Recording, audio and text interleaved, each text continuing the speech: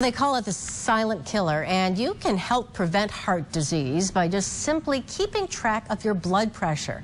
And the city's getting that message out too, the entire region, as a matter of fact. Earlier I talked with Dr. Tim Malins about just that in Your Heart and You. Do you know your numbers? Well, chances are somebody has asked that of you the past couple of months, because this spring Rochester launched the blood pressure challenge. The goal is to get everyone to know their numbers. This is important to know what your blood pressure is, right? Very important. And just like we've talked about before with cholesterol numbers, blood pressure numbers are very, very important to know. We typically will use high blood pressure, low blood pressure. It does change for some populations.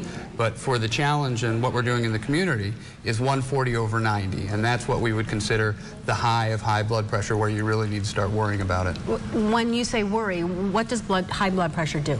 Well, high blood pressure contributes. It's called the silent killer. So people don't know you have it. You can walk around. I've seen people walk around with blood pressures of 220, the top number, which is very high. Wow. Feel just fine. And that's the problem is that these systemic problems, so heart disease, stroke, kidney disease, one of the leading causes of people having to go on hemodialysis. So you've mentioned a statistic about the numbers of people here.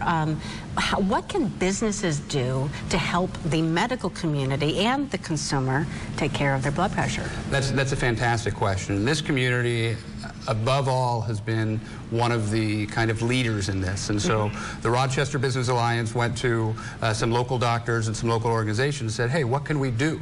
And what they did is they came up with a campaign of getting everybody to know their numbers. And they're working with this, and we'll put a link on the website for it, but they have a registry. And so we started off at about 62% of compliance to blood pressure, people who are diagnosed with it, who are treated adequately, to now, just in 3 years, we've gone up to 67%. And you take that on a population, we've got a big population here, those are big numbers that we're getting treated. And that started, for the first time, from the business community coming down to the clinicians. It's nice to know that everybody's working together as a community to get healthier. Yes, always absolutely.